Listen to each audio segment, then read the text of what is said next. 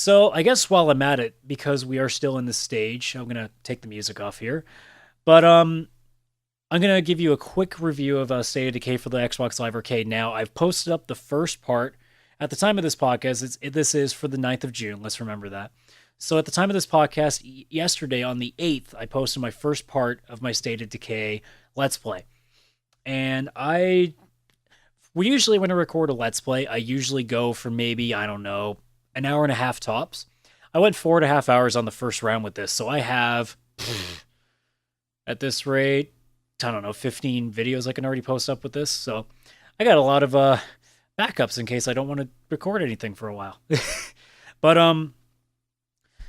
I had no idea about this game until a few weeks before it came out, and the second I started researching into it, I was so hooked on the idea. State of Decay, for those of you that don't know, is basically an open world single player for this time. They are planning on making a massive multiplayer, so let's think about that too. So right now it's a single player open world zombie apocalypse game, and most people think, well, what about DayZ? Isn't that good? DayZ's not bad, but this thing really takes the cake. It's third person as well, so that's a bit of a difference. But there is a lot more going on than just, trying to survive and kill zombies. There are, home bases you got to keep track of. You got to keep track of all the other survivors. You got to make sure you got materials at all times. There are, hordes of zombies and infestations that you got to take care of. There are just random missions left and right to go after. There's so much to do. And as I went through that first 4.5 hours recording, I was barely managing to stay with all the missions because they throw so much at you left and right.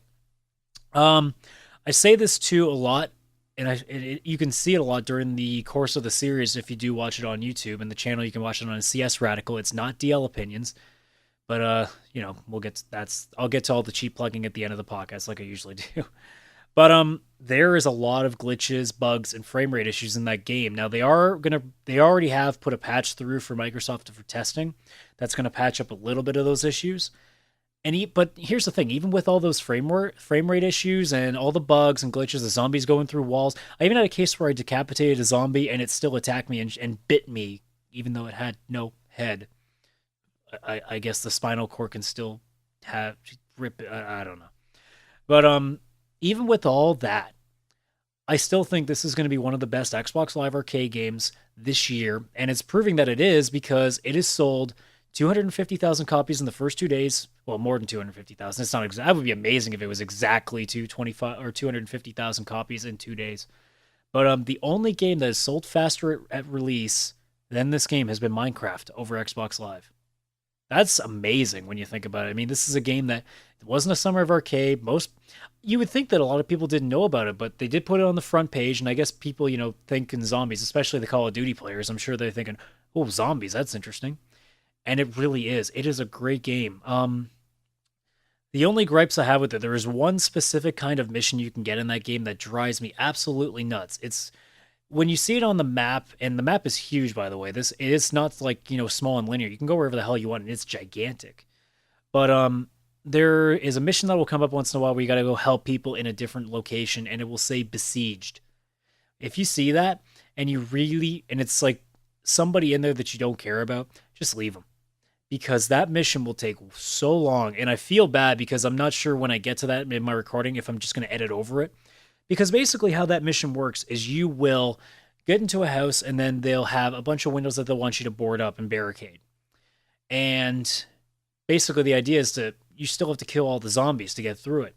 So when you are keeping zombies from getting into the house, and there's no way to hit them through the window, and the NPCs are constantly re-barricading the windows to the point that even if you let them be, it's almost impossible for zombies to get in the house.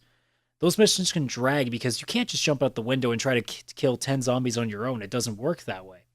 So those missions can take way too long, and I think that's not cool. I mean, there's a story mission that does that too, and it even does it with, more advanced zombies, and it gets even more annoying.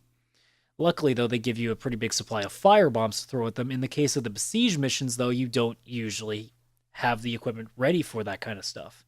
So if you ever do see that and you really want to take that mission, make sure you come prepared with either a lot of guns and ammo or with, a couple of grenades or fire bombs, because you're going to be spending a long time trying to just hack and slash your way through these, and you might even lose a character doing it. But minus, just that one set of missions and all the technical issues, like it's easily one of the, most fun games I've played so far. And we're in June now, so we're almost halfway through the year. And here I am saying that this is probably going to be my downloadable title of the year, and I'm gonna call that right now. I don't know if there's anything that can beat that right now. So because I have to give it the obligatory number, and I'm going to give you two different numbers. I will give you what I think is the, given everything, what I think the rating is, and then what I give you a rating in terms of just, is it fun to play? In terms of an overall rating, it's going to get a 6 because there are so many technical issues that even I, who really don't care too much about it, to a regular gamer who, sometimes can't get past the fact that, there are especially the guys who are always bitchy about the tiniest little tech aspects too. It drives me nuts. They'll hate the hell out of this because there's so many issues with it. But when it comes down to things, and when you literally just sit down and try to enjoy the game, you will not only do that, but you'll be so addicted to it to the point that it'll be 4 o'clock in the morning, you won't even realize it. I give this a 9 out of 10 in terms of its fun value because, quite frankly, I have not played a game that has addicted to me so much. It's I'm straight edge, so I don't have any addictions. This thing has just stopped that. I'm mad that I'm not playing this game now, and I'm also mad because I can't play this game on my profile unless I'm recording because that's my Let's Play.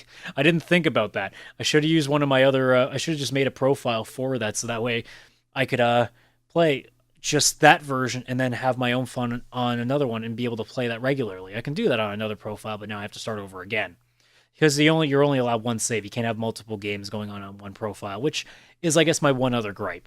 But other than that, it is probably, without a shadow of a doubt, probably one of the most fun games. I've said probably so many times.